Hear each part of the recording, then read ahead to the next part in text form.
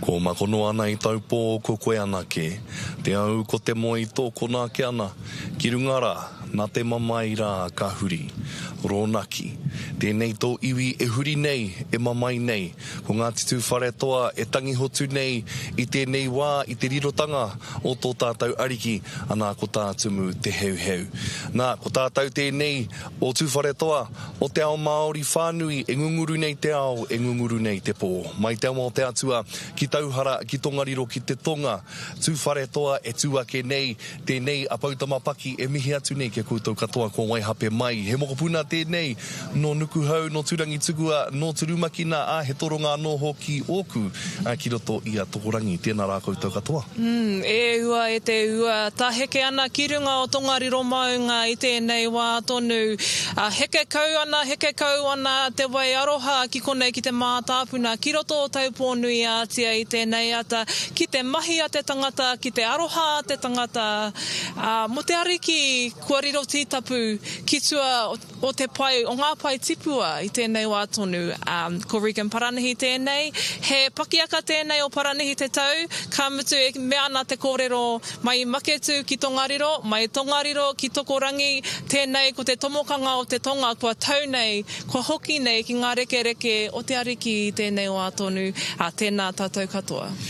Me ua ka kitea tēnei āhuatanga o tūwhare toa ki uta, o tūwhare toa ki tai, e whakakotahi ana ki te kaupapa kotahi. Nā reira kei te tonga, hara mai ki te nota o tūwhare toa I tēnei wā. He wea noi te whānau I tēnei wā kei konei tātou kei ngā whenua o Waipapa. Ko ngā whenua o ngā titurangi tukua, ki mua tonu I tō tātou whare a te mātāpuna, ki raro tonu I te kōmarumaru o pihanga maunga, te maunga wahine rangatira o tēnei rohe, tērā ia te kōrero pihanga ai ua, ai hau, ai marangai. He wea no, I moe tō tātou ruku atu ki ngā kōrero whānui o te wā, he tika kia mihi atu ki o tātou hoa haere I tēnei o ngā wā. Nei taku pepa hei tohu mai ki au, kei wareware I au, ka kōwhetingi a hau. Ana ko Tainui Live tēnā, ko te Aroa FM, ko Aukaha News, te reo o te uru, Tahu News, te hui, Hinana Media, no hoki, he wei he pāpāho motuhake tēnei, no tūwhare toa, no ana uri maha I tēnei o ngā rangi. Ka mutu, he mea tautoko tēnei pāho, mataora, nā te māngai pāho. Kia ora mō ngā moni. Ai, tēnā koe te māngai pāho, me kore ake koe. Ai, tēnā koe.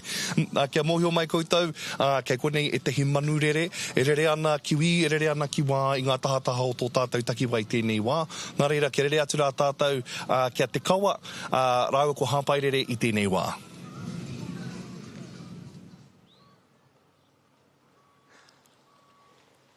Mori nei te iwi, ko hāpairere ahau, ko mātou hipo te maunga, ko Waimarine o te awa, ko korohe te maharai, ko ngā tihine te hapu.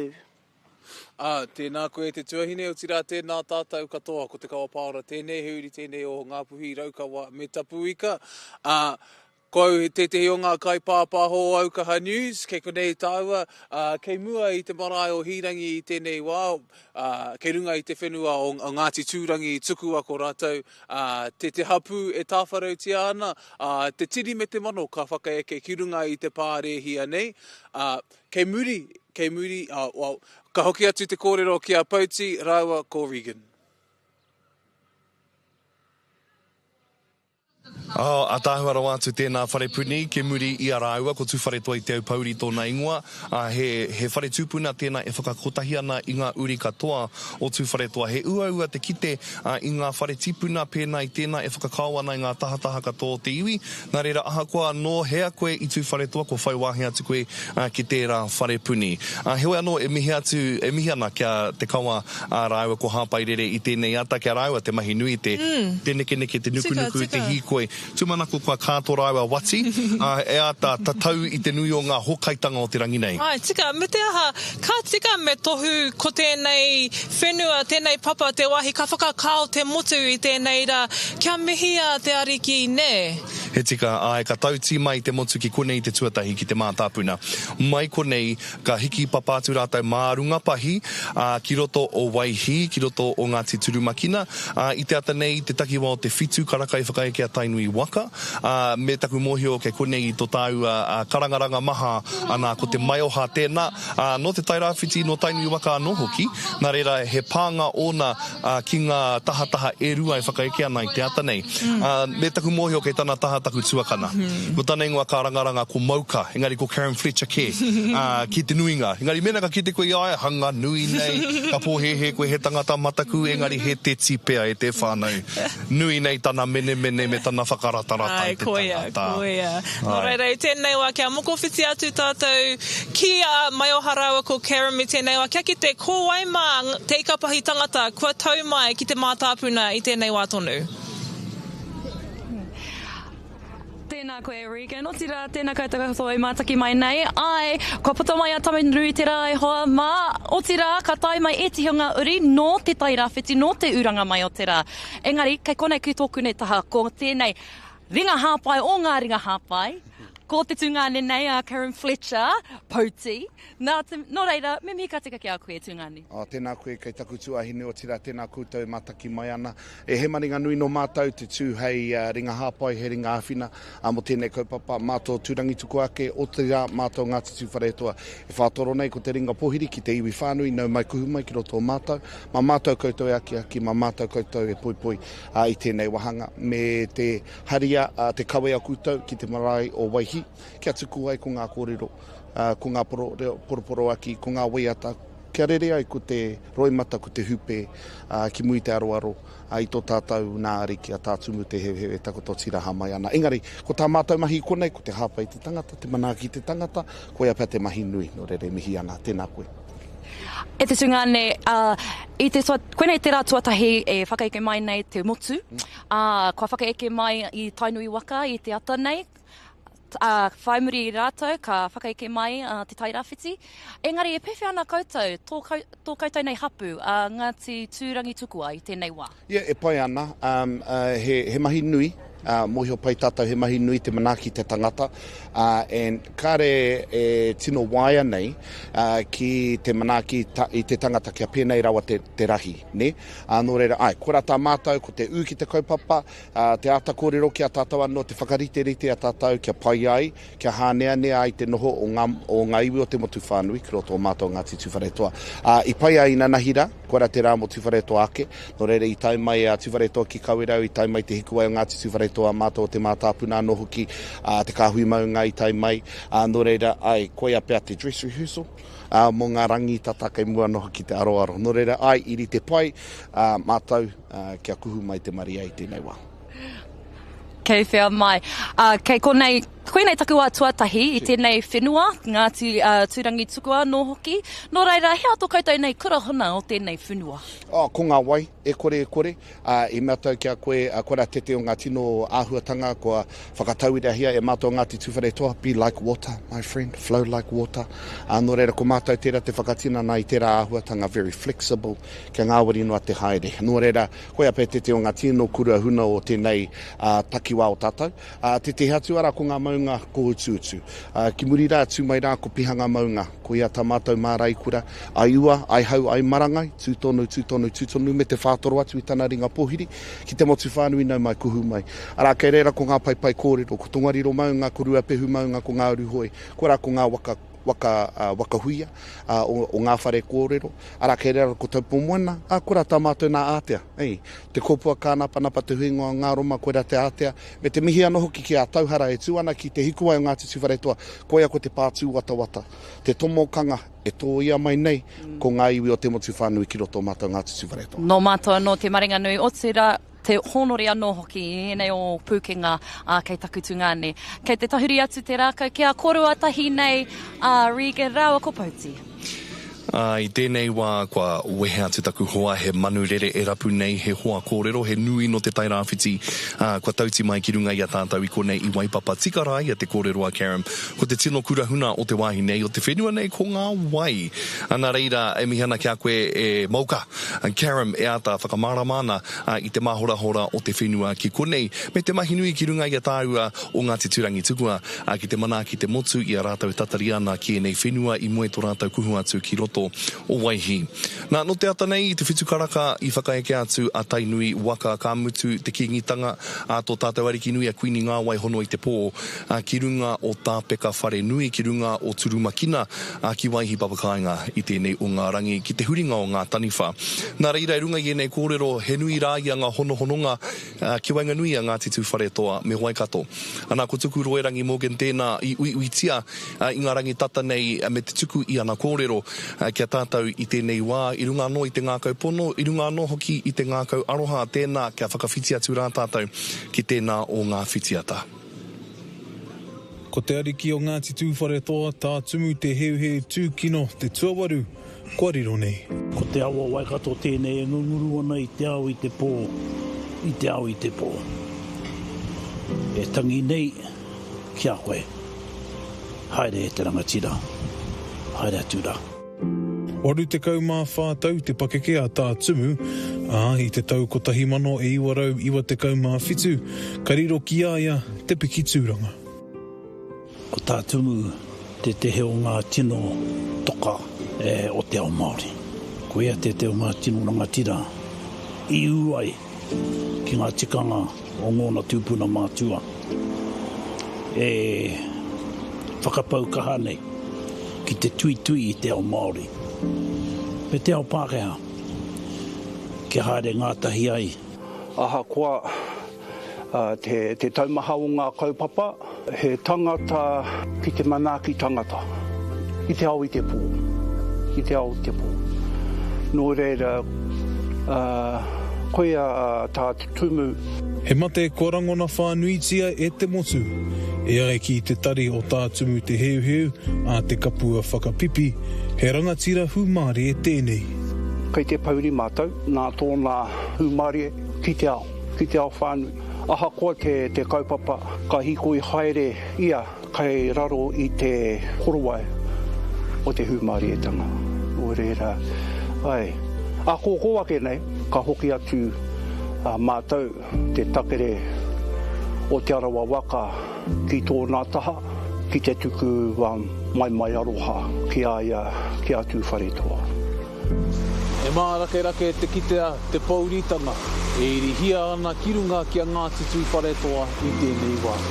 Ko te hohonutanga o te mama e rangona, pērā ki te hohonu o te moana o tau pōnui ātia.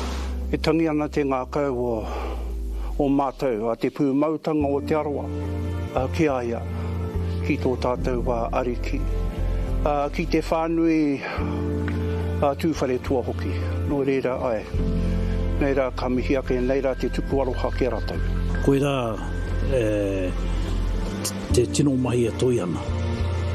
Ko waihohi atu, mga auri o tūwhare toa e whakatinana mai tāna i ai. Ke whakahoki atu te tihi o tōna mau. Ka noho tunu ko te mana o tongariro, ki roto i ngā ringa o tūwhare toa. Mā tātou ma te ao Māori tērā e tautuku ake. Kia te tuki tēnā. Sir Tumu Te Heu of Taupō, Services to Conservation. Ka takoto, te ariki tā tumu te heu tūkino te tuawaru, ki te takotoranga o ōna tūpuna, ki te marae o Waihi, ki te pito tonga, o te moana o Taupō nui ātia. Te kawa Paora, Aukaha. Ka rongo ake ngā rangatira o te motu. Ka rongo ake i ngā kōrero e rere ana i ara aua ka titikaha ki te ngākau o tēnei tūwhare toa, o tēnei e hāpai nei te arikitanga. Ana reira e mihi ana ki ngā rangatira kua tuku mai o rātou kupu aroha kia tātou i tēnei wā. Ke konei tātou kei tēnei o ngā wāhia tāhua rau atu ana kua tāmai te tehi manuhiri ki taku taha. Aroha mai koutou ngā kaitohutohu, he manuhiri rangatira, haro mai koe, tēnā koe. Me hariru tāua. Ai, kia rua. Tēnā tātou. Makariri ke aku ringa mana o ringa, engari, ko koe tonu a tamanu i te rā, i hari mai i ngā hihi, he whakamahana i a tātou. Tēnā koe, tā se awan, pēhana. Pai. Hoi anō, kei raro i te kapua pauri i pērā i a koutou, o Ngāti Tūwhare toa. Hoi anō, ko te motu, ko te ao tēnei. Koe rā, ko te ao tēnei, e tangi nei, e hotu nei, kei te tini au aku ringa, he uaua te uiwi me taku ringa katau. Heoi anō, pātai tuatahi, ko koe tēnā, ko te tai rāwhiti, kei te whakaheke, hei te iwa karaka. He nui ngā hononga, ki wainga nui te tai rāwhiti me te whare o te heuheu, o hononga motuhake, a Selwyn kia tātumu. Ana, kōrero mai mo e nā hononga. He tino hoa maua, mo hea tonu, koe ia te ariki, o Ngāti Tūwharetoa. Engari, ko tumu,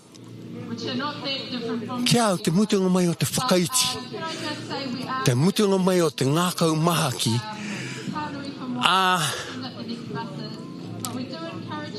karata te tangata kia ia, me kuini he kingi, he tamaiti, he mokopuna, nā runga i tōna āhua, nā runga i tōna te mahanatanga o tōna ngākau ki te tangata.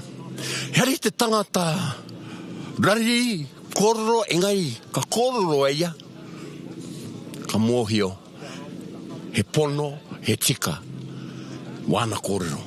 Kei te kuana kororo, e hari te mea mōna, engari, mo tōna iwi, mo te ao Māori, mo Aotearoa. E tahi taima, kei te hea mahi a te kāwanatanga, a te krauna, hoi anō, tai e timu, e tumu, te kōkiri atu, te whakatika mai. I runga, i te tika. Tāna, i whakarere iho mai, i ona mātua, i ona tīpuna, i ona ariki. Rokohanga, ko tongariro, ai tuala mona, koe nei a hikurangi, ko tai mai, ki te hongi atu ki tongariro. I runga te āhuatanga. O tumu, ko wehe atu nei. Ana tērā ia te kōrero, e hara hikurangi te maunga nekeneke. Engari tēnei rangi kua nekeneke mai, a hikurangi ki runga kia tongariro. Me nekeneke kātika. Katanuku, katanuku te tihi o tongariro, katanuku. Nā reira me neke mai, ki konei, i runga i ngā āhuatanga mai anō o te piritahi, o tātou ariki i ona wā, hoki atu ki Pukawa. I mua no atu o Pukawa. Hoi anō, ko mātou ngā whakarerenga iho o e rā tikanga e whakatinana mai nei i tēnei wā. Ana tērā ia te kōrero hinana ki uta, hinana ki tai. Ka hui mai ngā iwi, ngā rangatira ki runga i a mātai o Tūwharetoa mo ngā tau e rua. Ana, i roto i tēnā hui, ka puta ngā whakapapa, ka puta ko ngā hononga, a ka tā mai ko o tūpuna, ko ku tūpuna, ka whakakotahi. Nā reira, tātou e whakakotahi nei tēnei wā. E whakaharo ana au ki ngā āhuatanga nui kua tau mai ki runga i a tātou i ngā tau, pēnei te mate uru tā, te COVID, te kōwhiori, te huriparira, Gabriel anō hoki, tō tātou āwhina i a tātou anō, i roto i e rā wāra, me taku mōhio, he āwhina nui, kua kore roti ai tetehi, o tō tātou ariki kia kūtau o te tai rāwhiti. E kore e mutu aku mihi ki te ariki kia tumu. Ka tau mai te āwhā ki runga ki a mātou. Koe ia te ringa tuatahi. Te tū. Nāna i tuku mai tana tama.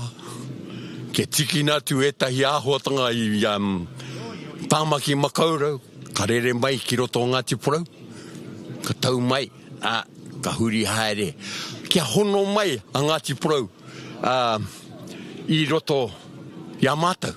No te mea, ka tau mai te āwha, ko katia ngā āhuatanga katoa.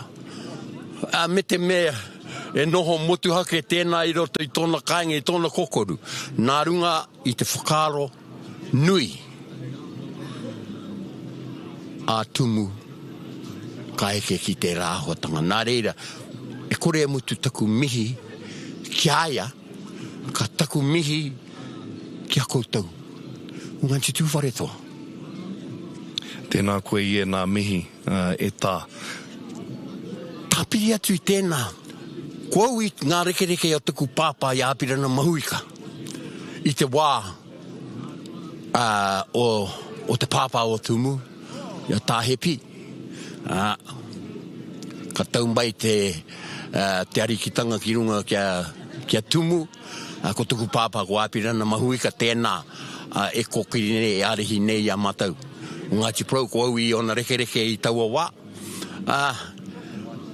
Mōhio tonu au. A rāua. Kōrero kia rāua. Me tana taina. Ia timi. Ngā tū hono hono. I roto I ngā kaupapa a te ao Māori. Ngā kaupapa a ngā iwi puta noa I te motu. Tāte hoki ki ngā kaupapa e kokiri nei ki te kāwanatanga. Ki te kuini o Ingarangi. Taurawa mai kia tumu ki te kingi o Ingarangi I naini. Hoi anō. E kore e mutu taku mihi mōna I tū I te mana motu hake o Ngāti Tūwharetoa.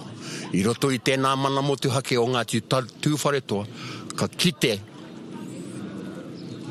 I te āhuatanga o ngā mana motu hake o roto o te ao Māori, ngā mana motu hake o roto o te moana nui a kiwa, o tātou tuākana taina, o te moana nui a kiwa, a taia tu hoki ki ngā iwi take o te ao. Hei tauira, hei whainga, hei tuitui a tātou, I roto I ngā kaupapa maha. Ke tika te noho a te ao. He tika tēnā kōrero, ko te tuitui te tangata, kia whakakotahi, kia kite atana mana rangatira kia kore e tauī. Ko te tehi atu kaupapa ka tuitui te tangata ko te matatini. Ana, I tau mai koutou ki roto I a mātou I ngā maramatata nei, ki te hiku ai ki roto wairā kei. Ko taku pātai miriona tāra, hea tau mai ai te matatini ki roto I a mātou o Ngāti Tūwharetoa. Kia kōro atau kia koe. Kia kōro atau kia koe. I tai mai te tono. A tumu. E hei te mea I runga I tōna āhuatanga. Puku. Hana mai puku te tono. Me kare e wāhi. Hei whakatū I te matatini.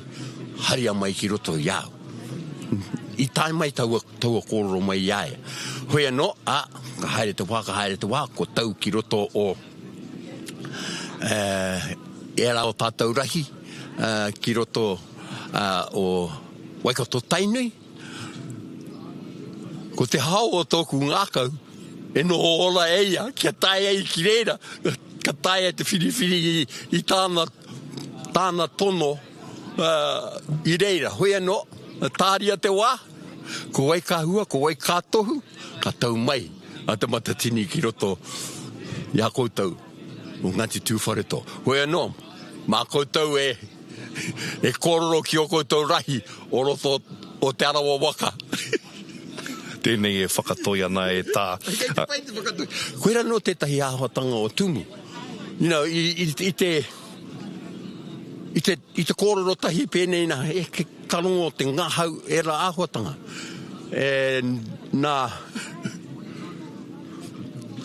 Nā tērā wairua ka taia te nuku I ngā maunga. No te mea, ka kōrero hangai o whakaro ki tāhau e kōrero ka whakautu hangai ngā whakaro. Ana tērā ia te kōrero o tā mātou tupuna tamamutu, ka mate kāinga tahi ka ora kāinga rua, tā kui rongo nei ko tā tumu I tuku atu pēr, ko Tūwharetoa he kāinga rua, mena karekau he kāinga tahi mo te matatini. Nā reira e mihi ana kia koe e tā. Nā reira o tāua maunga neke, ko tongariro ko hukurangi I te rānei, ka neke atu ki te pāka, kia te kawai tēnei wai mihi ana kia koe e tā mōu I piri mai ki te kōrero, ki te motu whānui I tēnei o ngā ata. Tēnā rawa atu koe, kia koe te rākau kōrero I tēnei wā. Kōrero whakamutuna, e mihi ana ki ngā tikanga o tēnei Tangihanga. E mihi ana mo te pupuri mai I ngā tikanga ao tātou mātua tīpuna I runga I tēnei Tangihanga. Hei tauira mā ngā reanga o naine, engari hei tauira, ma tātou te ao Māori. E tai o ngā kaupapa, ka noho motu hake tātou. Hei te mea, me pānui ki te ao kia weirane. Ko te mea nui, ki au, me pēnei taku kōrero. Kia on te film ki roto nei, me te mea kai roto i tō ngākau, hei mau ngā ringa māhau. Ki te kore, e rā, e ore, kare koe i te kite e tetahi āhuatanga. Tēnā rā wātu koe tēnā, te kawa kei a koe te wā, tēnā koe tā. Tēnā koe pauti pautama, tēnā koe hoki e tāhere wini parata, kei konei kei takutaha i tēnei wā ko Reeve Gray, he uri no tēnei whenua, o Ngāti Tū te mohuta, o Ngāti Manunui, e taku rangatira tēnā koe mau ko whai wāhi mai kia mātou i tēnei rā. Ko kaha kare anō mātou kia kitea, kare anō te marea kia kitea, i ngā whakaritenga, i te wairua e rangona ana ki runga o waihi marae i tēnei rā. Engari, ko koutou tērā o tūwharetoa, ko kaha hoki atu ki taua marae, kia tautoko, kia hāpai i te kaupapa. Pehe ana te wairua ki waihi i tēnei wā? Tēnā koe, I mauri tau rau atu. Te wairua ki waihi. Rite tonu ki tērā wāhi, ki tēnā whenua tauri kura. O tira rite tonu ki tō tātou ariki tumu. He mauri tau, he humāri e, he rongo mau, te wairua. O te iwi, o Ngāti Turu Mākina, o ngā manuhiri, e tikana, kia mauri tau. Ai. I roto i ēnei rā kua hipa kenei, ko kōkoro atu mātou ki te hi o ngā uri o Ngāti Tū Wharetoa. Hei tā rātou, kare rātou, ko tino ki te tēnei ko tahitanga o ngā hapu huri noa i te moana o taupōnui a tia. Pehe ana tēnā ki a koe te kite i taua ko tahitanga o ngā hapu o Tū Wharetoa. Ai. Mā te rea ngā rangatahi pea o Tū Wharetoa, he tuatahitanga tēnei. He tuatahitanga tēnei, kia kitea ātinana i te kotahitanga o Tū Wharetoa, huri noa i a taupōnui a tia, e mahitahi ana ngā hapu, kua hoa atu ngā haipapa katoa ki tērā hapu, kia pai ai te tuku atu i tō tātou ariki ki tū atu. Nō reira, he tino rawe kia mātou. He tino rawe kia mātou, he whakamaumahara kia mātou, he iwi ko tahi tēnei. I raro i te maru o tō tātou ariki i tēnei wā. Autira mo te anamata, me mahitahi tātou. Ai. Tēnā koe mau kua whai wāhi mai kia mātou i tēnei rā. Kāre kore he nui ngā mahi ai ki ngā koe ai ki tēnei. Whakarite ana rātou ko tōna hapu, tōna marae, ngā hanawiti mō ngā uri katoa. Tēnā koe. Ka hoki atu kia koe pautama. Tēnā korua i ēnā kōrero, me te reka hoki o ngā hanuiti i tēnei ata, mō taku parakuihi, hei hoa haere mō taku kawhe. Heoi anō, he kawhe me te whawhe, haere ake nei, tēnā koe Auntie Mercy no te aroa e whe me tēnā o ngā kōrero. Heoi anō, kua tauti mai tēnei nā, no te tai rāwhiti me mātātua waka, ki tō tātou takiwa te mātāpuna i tēnei o ngā rangi. Tēnā koe, kei te rangatira pehe ana koe i te ata nei. Tēnā koe pautama o tira, ki ora tātou runga i tā huatanga o tēnei o tātou whakawhaiti, ki tēnei o tātou ariki tumu i tēnei rā. Nō reira, kei te tangi te ngākau, tangi koto ana ki tērā o tātou kōrero atu. Me te mea hoki tono o haki nui, ara, ki te maunga e tū mai nei. Te maunga e tauria nei te hiku. Te huka, me pera pētaku kōro, kona hoki te whakaeketanga mai a te tai rāwhiti. Ara, me te noho kotahi anu hoki a te whare o te kani ataki rau i tēnei rā, nāna hoki e kau i ngā kōrero mo tō mātou moka ki runga o pūkau i roto i ngā taumaha. Ana tērā ia te oati whakamutunga o tō tātou ariki mo tongariro te take. Ana he wāhi nui ki ngā mahi tōranga pū e tutuki ai tēnā. Heoi ko te karanga i te rānei kia kaua e haere minita mai, kia kaua e haere pāti mai, kia haere Māori mai, kia haere iwi mai, kia noho tapu hoki tā tātou kaupapa. He hau whakaro ki tēnā. He pai. Kuna hoki te pai ngō te iwi Māori, ka tare tātou te whakawhaiti a tātou. Me ngā kaupapa nui kai mui a tātou. Me he mea ka whakataia pengia he porotiki tēnei, he mea Māori tēnei, he mea Māori tēnei. E, ta katoa e Māori. He nui ngā kaupapa ko te tiriti o Waitangi tērā, whakaitia ki te kāwanatanga, mahi porotiki tērā. I pupuri tonu tātou i tātou rangatiratanga, mahi porotiki anō hoki tērā. Nō reira, kia kaua ka rawa tātou e kōrero mō ngā porotiki ia toru tau ka ora tēnei whare, ka mate tēnei whare. Engari ko te whare Māori, kei kone moa ke tonu atu. Nō reira, tika tonu ka tautoko au iwe nā kōrero. Tēnei ka hara mai te tahotaku iwe te whanau apuni. Me ngā hono tanga. Anei anu hoki a hene mōtū. He here anu hoki ki roto i a mātau, ka moi atu whare toa. Ara, ko ngā here, ara ki te tipuna kuia. Mārai kura nei a tore renu i arua. Ara, heke i ho mai. Ara, kia hene mōtu, ka moi atu whare toa. Ara, ka tuakana taina, tō mātau tipuna, o mātau tipuna kōkā nei a te whāki, a te kohepare, a ka moi apanui, ara, kona hoki ngā here. Ara, anu hoki ko te arawa waka mai make tū ki Tongariro. Ara, ka au ki te remu o taku kaka ki roto o te whānau apanui, ki te whānau kaua i tangohia, ki te take o tihirau. Ara, kona hoki ngā hono tanga i a tātou i tēnei ra. Nā, ko te o ngā tino āhuatanga o tō tātou Ariki a tātumu te heu. Ko tōna anō ngā kaunui ki te manaki i te taiao. Ka whakaaro ake au ki te taiao, me nā pakanga nui, ka whakaaro hoki au ki a kūtau o te whānau apanui. E kaha whawhai nei mo te taiao te take. Tēnā kōrero mai, e ratu āhuatanga, e ra hononga anō hoki. Mea kai ka ora te whenua, ka ora te tangata. Mena māwiwi ana te whenua, māwiwi ana te tangata. Kai te atu tātou, kai te tino māwiwi te iwi, nā runga i te māwiwi tanga o te whenua. Nō reira kai te tautoko awa i ngā kōrero. O te ariki nui mo tōna whenua. Ahua e koe, mena ka tiki ake au i tētahi tangararo ti te paipera tapu. Ara ko nehe mai a tērā. Ko tōna ritenga, ara ko te ariki e tūnei. Whakatūngia te pātū wata, te tiaki i tōna iwi. Whakatūngia no ki te pātū wata mo te tiaki i te whenua. Nō reira, ko ia hoki i tērā. Ko tōna ritenga kia nehe mai e kahano nei. Whakapono ki te atua. Whakapono ki tōna iwi Māori, whakapono ki te whenua, koe na hoki tōna whawhai nui. Hai oranga mo ngā whakatipuranga e haere ake nei. Nō reira, koe na hoki tētahi kaupapa nui mā tātou hei whai. I roto i tōna ngā kaumahaki, i roto i tōna rangi Māori ka tarea tonu te whawhai te tangata. Mo te oranga o tōna iwi, mo te oranga o tōna whenua, mo te maunga e tū nei, e pōhiri nei i te motuko taimai nei i tēnei rā. E rongo nei i tōna koroa e mātao nei.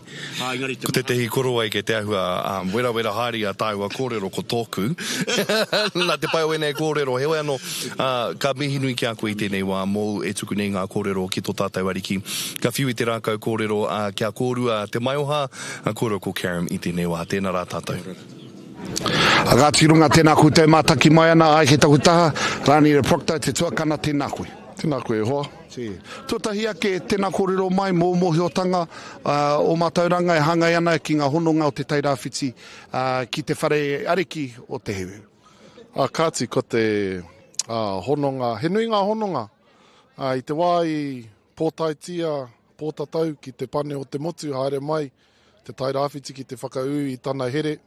Hikurangi ki Tongariro, nāwai, Tongariro ki Taupiri, ki ko nā here ai. Tērā ia tētahi whare nui i roto i a mātou. Kua tuaina, engari i tū, ko te poho materoa, i tū ki roto o tūranga. He mea tono, horonuku, kia tukuna mai, te tāhuhu o taua whare. Nā reira, ko te tāhuhu eiri tonu ana ki roto o tūranga, he mea homai, te tāhuhu o taua whare. Ki taku mohio, he mea tau hoko e tahi hipi mo te tāhuhu o te whare. Nāwai, tuaina ai te whare i ngā ahuatanga o ngā pānga ki te iwi Māori, hoi anō kei roto toni a mātou e tahi tauira o ngā whakairo. Ko tētahi o ngā kōrero no te tipuna tonu pea, tētahi wahanga o au whakairo, tau mai ai a tū whare toa ki te tangi ki tō mātou kuia ke iritana. Te timatanga o tēnei tau. Me te kōrero, kia paku whai wāhi atu, a tū whare toa ki aua taonga, ki hai te iwi i mohio, te ahua o te momo whakairo, o te tipuna. Nā reira, he nui ngā hononga. Ka mutu ko te wāhi kia hau, ko te kōhanga reo, nā tā hepi, te kaupapa i tono, kia tū ki roto o koutou o tūwhare toa, te kaumatahi ngā kohanga reo. Nā tumu i manaki i roto i ngā tau ki ngā hui nui i tū ki roto i a koutou. Reira tēnei te hoki mai nei ki te whakapūmau i te aroha i utaina ki runga ki a mātou. He hau e tua ngā ahuatanga o tā tumu te heo, he noho tonu ki te mātau mua o whakaaro. I aku tūtaki kia tumu, tētai o ngā ahuatanga pai o te krauara, ahakoa tāna humari, mūtinga mai o te humari, ki te toro koe ki aia, ka tuku i tō, ka whakatakoto i tō kaupapa, he whakaaro nui tōna. Hei tāna, ko te mātauranga, te ara ki te angitu. Yeah, education is the elevator to success. Koe nāna kupu kia hau. Nā reira, he tangata whakaaro nui. Kaua ki aia anake, kaua ki tana whare ariki anake, engari ki ngā ara e whai oranga ai, toi oranga ai tana iwi o tira o na whānau. He mea nui ki aia te manaki i ngā whānau kei raro i tana ihu. Hei tāna ia ariki, ia rohe, ia whānau, manaki i tō rahi, ka pakari te iwi Māori. Nō re mihi nei ki a koe, kei taku tuakana tēnā koe me tō tai ngā tinana mai ki te whakanui i te ngā kawai ngā whakapapa o te whare ariki o te heuheu. O tira, te tuku nei ko ngā poroporo aki ki tō tātou nā ariki a tā tumu te heuheu. He puna mihi e kore e mimiti, tēnā koe, Chief. Tēnā koe. Kia ora tātou. Ka pai. Mr. Proctor, tērā, me ana kōrero i tēnei wā, e ko ia tēnā te te o ngā rangatira. O te kohanga reo, ngā kohanga reo, me ngā tini hononga ki te whare o te heuheu i ngā tau. Nā reira e mihi ana ki e ngā kōrero a tātou. Kia mohi o mai koutou e te whānau i tēnei wā, kua makere mai a tainui waka i te marae ātea ki roto o Waihi. Nā reira e whakariterite nei a te tai rāwhiti kia whakaeke atu ki runga i tō tātou ariki a tātumu te heuheu e takoto ana i te roro i tōna whare o tāpeka. Ai, kua rongo hoki koutou i ngā kōrero i puta i a tāhere weni, aha kua kaore a maunga, hikurangi i te maunga neke kei konei te tai rāwhiti, e mahi ana i te mahi a te tangata, ki konei ki te mātāpuna, e kiki haere ana te tūngā waka, me te aha, kei te tūngā waka a tō mātou, kai kawe kōrero, aha pairere, e tū takarerewa ana ki te taha o te tahi wahine toa o te ikaroa rāwhiti, tēnā koe hapairere, ko wai kei tō taha. Kia ora ihoa, nau mai te iwi, we here with Whaia Meka Morena no te tai tokerau. No te tai rāwhiti. Oh, te tai rāwhiti. Tēnā koe. Now, what do you think of the legacy that Tumu Te Heuheu has left for Ngāti Tūwharetoa and iwi across Aotearoa? He uri no te whare. Well, he was one of the originals that called for unity amongst our people. I remember back in the early, or 1990s actually, coming here to Taupō with Parakura Horomia and picking up the chief and spending a day with him on the lake fishing, where he shared his hopes and aspirations and dreams for ngā iwi Māori, and his legacy is just this calling for unity, just like his papa did, just like the late Tātai Rangikahu did, just like our king did in his last days. So his legacy is this one of unity, very ngāwari man, very pleased here to acknowledge his contribution to us as Māori people. Beautiful. What is your favourite memory of our Ariki, Te Tumu Te Heuheu? Well, I just recall him at the various hui where he always stood for our people in his most humblest way, respecting people's views, but I knew beneath him was the steel and commitment for the advancement of our people, retaining our mana as Māori, but also how do we work to awhi one another. And I think that's a beautiful legacy. And that's my memory of Tā Tumu and his contribution to us as Māori people. Beautiful, thank you, Whaia. As I know you've got to get to the marae by 9, so I'll leave it there, sending it back to you. Tēnā kōrua a hapairere rāua ko meka whaitiri te ena hautupua o te tai rāwhiti. Heoi anō, kua tai mai te kōrero e mātaki ana koutou o te kōhanga reo. Ko te anio Proctor tēnā i piri mai hei waha kōrero i tēnei o ngā ata. Anā kei konei mātau kei ngā whenua atāhua o Waipapa i tēnei wā. Me te mōhio kei te whakaeke tonu mai e tehi o te tai rāwhiti i moe tō rātau piki atu i ngā pahi me te haere atu ki roto o waihi I tēnei o ngā ata. Ko tētahi o ngā mea miharo hoki, ko te whakataputanga o te taonga o te mate o te Ariki ki waihi o ngā marae maha ki konei. Me te haere Māori noa mai ngā kaitoranga pū, a mea rānei, ki konei, kia rongo I te pauri, kia tuku I te aroha ki runga ki te whare ariki o te hiuhiu, o tira ki runga I a tāiwa, e noho kākahu taratara ana I tēnei wā, ne. He tika te kōrero, he nui ngā tangata e kōrero ana mo te tapu, e kōrero hia nei te rāhui, o te ao pāpāho, te kuhu atu ki roto o waihi, ko tā Selwyn tēnā e mea ana hea tāhua ki ai, te mea me kā, te pinati, te hirikapo, me tūwhera te ngākau kia tā ki o whatumahara ake, kaua e haere ki tō waia ki te ata te siro engari ki e mātō hirikapo. He oi anō, tāko e rongo nei kei te whiu I te rākau kōrero, ki tōku maunga neke, ki tōku maunga nuku, anā ko Karam, kei a koe te rākau kōrero. Kaua Tangihanga in particular.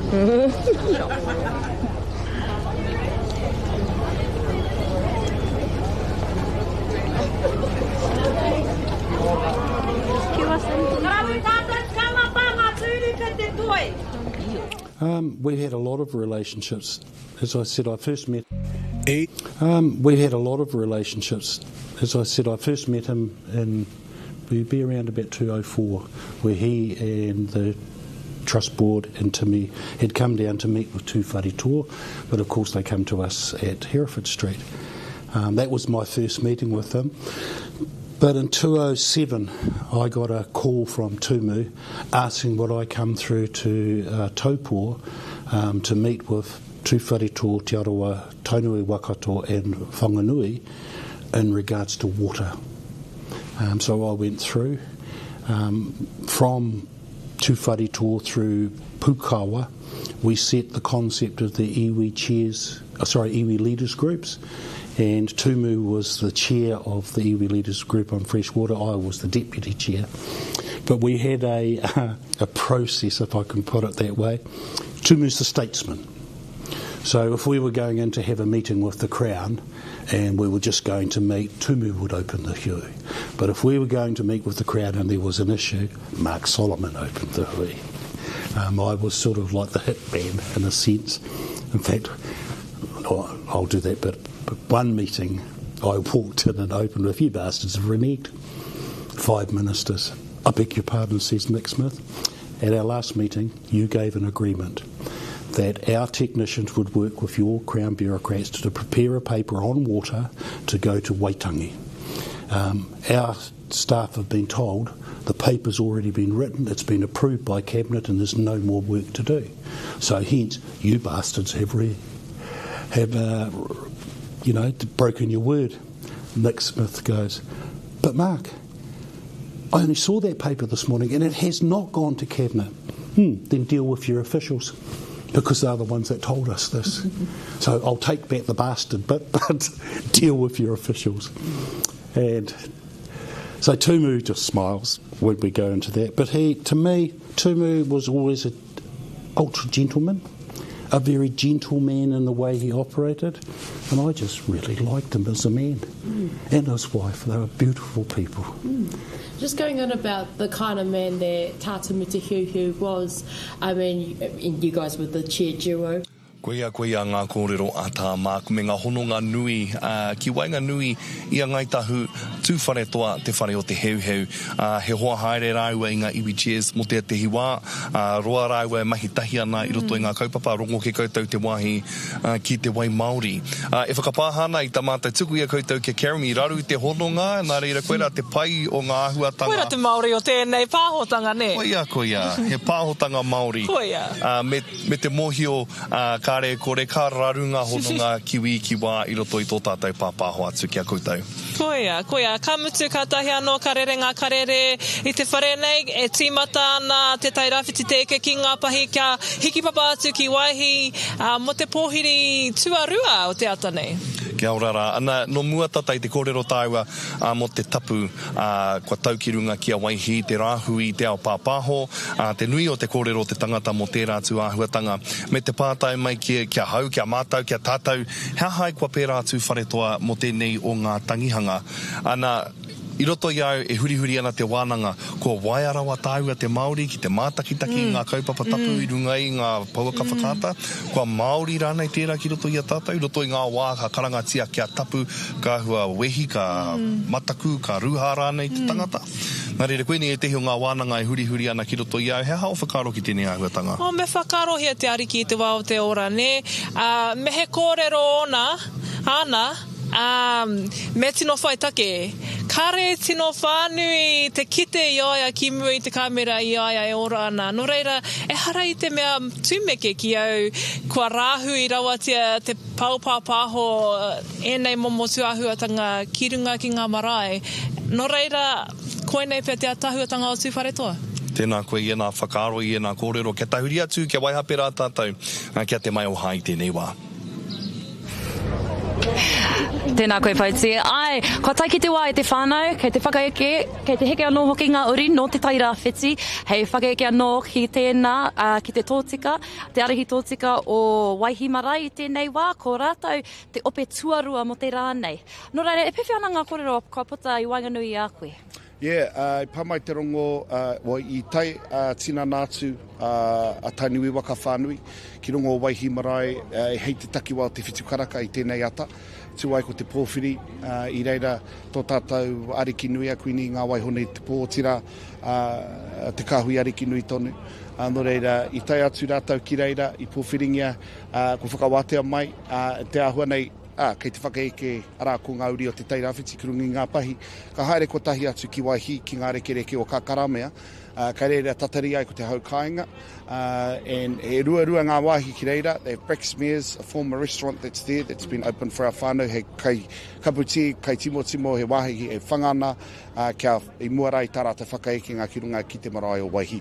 No reira, kora ngā āhuatanga, ngā whakarite ngā mō enei tangata kua whakaeke ki runga ki te pahi tēnei wā. Ka haere tōtika atu ki Waihi. Ana, ko puta mai anō hoki i tihi kōrero e pāna ki te whāinga, te moimoi a katu, te matatini i konei i Wainganui i Ngāti Tuwharetoa. Tuatahi aki me whai wāhi atu a Ngāti Tuwharetoa ki te matatini, hei ngā. He whakataito nui whakaharahara te whakataito te arawa waka, he te whānui. Kua rā te manako nui i te tuatai, engari, tuwhara katoa tēnei rohe o tātou kia kuhuna mai ko ngā te motu whānui. Ana. E ahe ana, e kore, e ahe ana. Ana, e kore anō hoki me waiho ake ke i nei kōrero i Wainganui i a tokoru i a māua nei, no reira, kei te tahuri atu te rāka. Kia korua, kia Pauti rawa ko Regan. Kare mai wei rongo i te whānui tanga o e rā kōrero, ngari tahu nei he kawhe me he whawhe. Kei hea te kawhe e te whānau, hewa anō, e mihi ana ki ngā kōrero i tēnei o ngā ata koutou ko waihape mai ngā reo irirangi a iwi, ngā paipapori, kua tūhono mai ki tēnei pāpāho motuhake i tūwharetoa nei i tēnei o ngā whenua o waipapa i tūrangi tukua. He nui tonu ngā kōrero, hei kōrero mā tātou. Ko tētahi o ngā ui rongo nui, katahi anō ka putangi the hui. Ko tērā a Julian, tāku e marama nei, koe nei te ui whakamutunga, ka rongo tātou i te reo o tō tātou Ariki. I roto tonu hoki tēnei ui, ka rongo i tana ngākau e whawhai ana mō ngā kōtihi o Tongariro Maunga. Kua roa nei, e ngana nei kia whakatau. Nōna e noho ana hei Ariki mo tēnei iwi koe nā tētehi o ngā mahi matua i mua iaia ko te whakatau te wāhi. Koe nei pia te ki taurangi whakamutunga, te whawhai whakamutunga, te Ariki, i mua i tōna matenga no reira. Kia moko whiti atu tātou ki tēnei o ngā ui, i puta i te hui nōna tatane. A leader for all of us. How do you balance the duality of that role? The role is a single kaupapa. It doesn't change whether it's for Tūwharetoa or for the rest of the iwi. The clarity is that the thinking of our people collectively gives you a kind reminder about who you are and what your responsibility is. It's going to be difficult given the Crown's present position. There's been no response at all or clarity to our people that we're supported in the aspirations that we want to achieve. The Crown hasn't changed its position or its stance. So there's still a long pathway to travel in order for us to achieve the outcomes that we need to have for the future.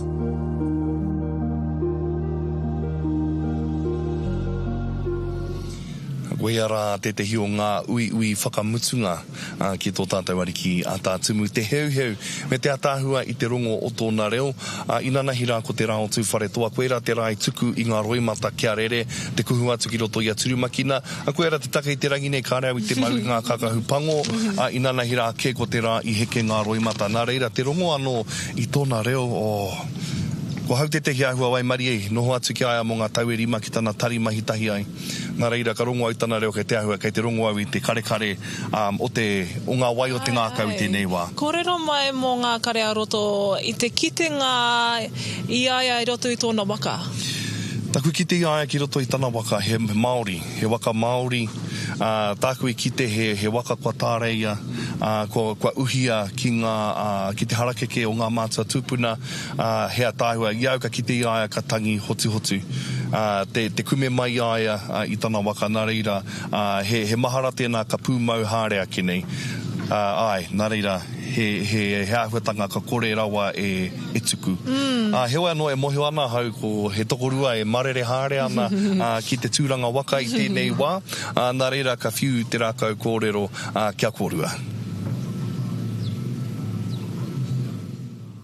Kia ora no tātou e te iwi. Kei konei mātou ki te taunga waka. Kei mua i te marae o hirangi i tēnei wā.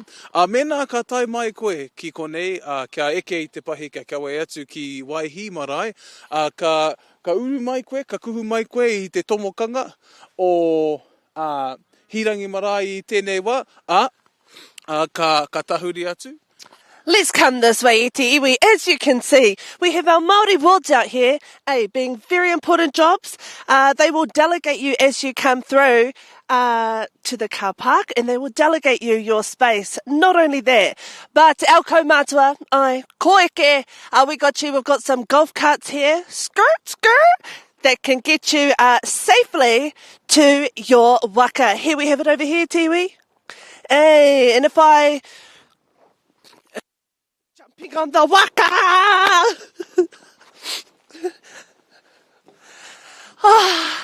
And as you can see, Tiwi, roughly maybe 100 cars in the car park so far, so there is enough room for all of you guys. Can you take us somewhere, sis? And we're off skis. So make sure, remember, our Māori wards are there to delegate you to your car park, and this beautiful cart can get you to and from your pahi safely. Deuces, ka kits. I love that. I think she means Māori wardens. Māori wards, he merereke tēnā. I know we're going through elections and votes at te whānau, so get out there and vote. Putaki te pōti, he Māori ward tēnā, mo te Māori wards, engari ko ngā Māori wardens ki. Hoi, e mihi ana ki te pārekareka o e rā mahi ki te tāmai koutou ki konei, ana kei te wheru, kei te ngenge, kei te pai, kei reira ngā waka, hei kawe mai a koutou ki te wahi whakatā ki konei, ki te mātāpuna. Kei konei hoki te tari o te ora, no reira kei ngā puku e hia kai ana, kei konei te mahi o te aroha, ne? Koia, he nui ngā ringa hāpai, me te mohi o kāre roa pea ka ua. Ki te anau i ngā pūreia o kei runga ki a tātou, āhua pauri ana, nā reira, haria mai he hamarara mena, e hiki papu mai ana koutou ki konei i te rānei. Kei tua i tēnei o ngā rangi, hei te takiwa o te tūmā hoehoetanga o te rā, te kai rā nui, tahi karaka, ka whaka eke a te arawa, ko te takere me te ihu tēnā ki runga i tō tātou kaupapa o te mate. Ana ko rātana hoki tēnā, hei taua wārā, ka piri mai, ka whaka eke tahi atu ki runga o Waihi. Ko te rongo kōrero, e tehi pea o ngā ariki o te moana nui a ki wāno hoki, ka piri mai hei taua wā, te whaka eke tahi atu hei tēnā wāhanga o te rangi nei.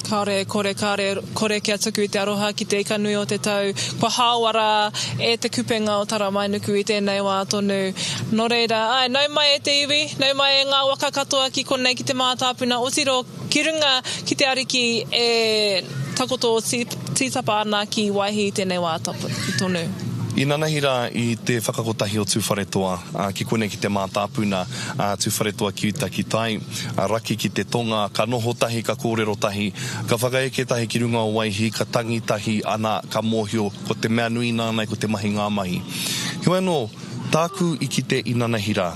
Ka tai whakaiti atu tēnei iwi ki tērā tangihanga ngū katoa ana kare te tehi I paku kete, I paku kōrero, I tūohu te mahunga ana I ngū katoa te pā ahakoa tōna te kaumarima rua mano pēr ngā tangata te kaumarima rau pēr ngā tangata I reira katoa rātau I ngū.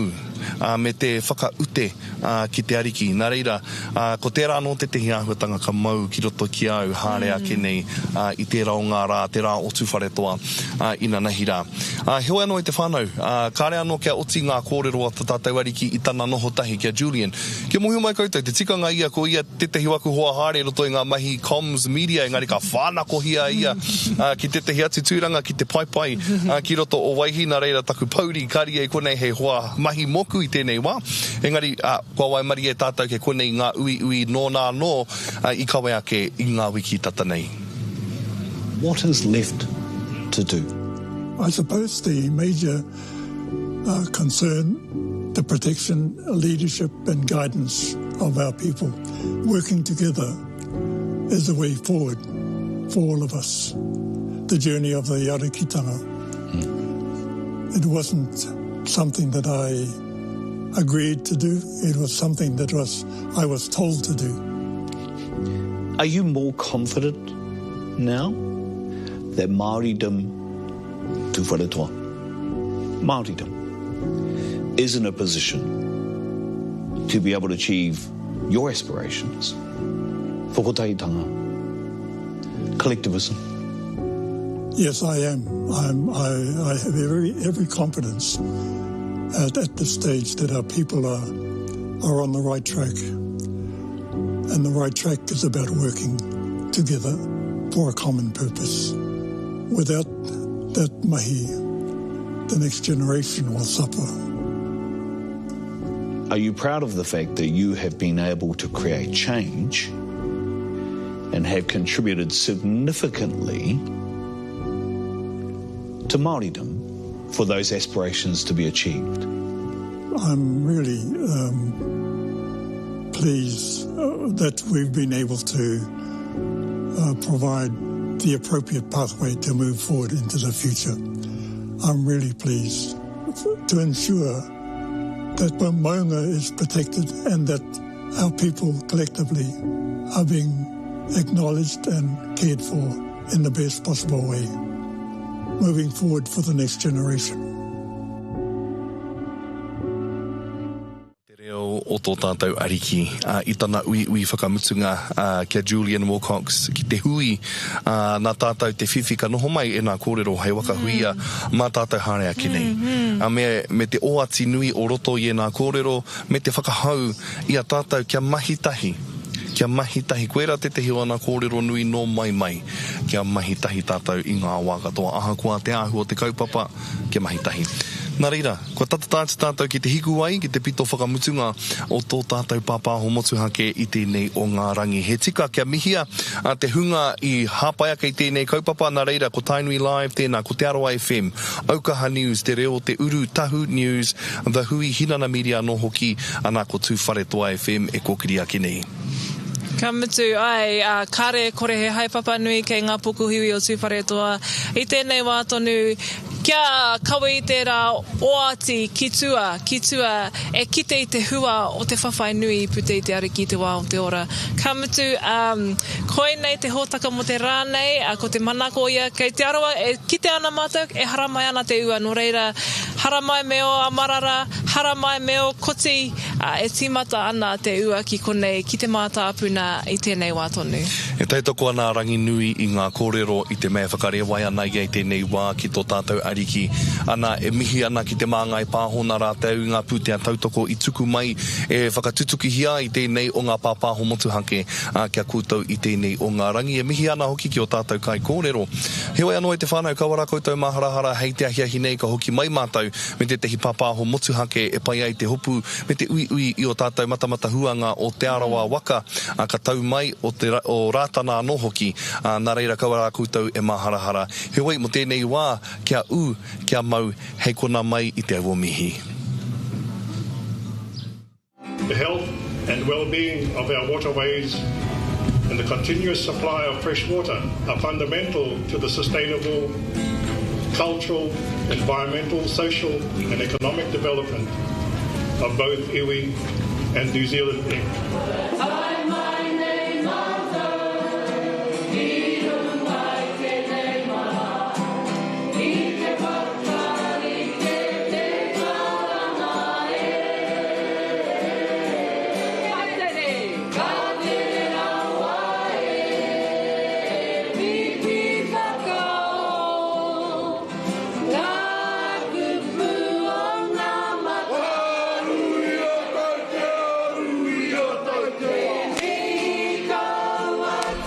Sir Tumu Te Heu of Taupō, Services to Conservation.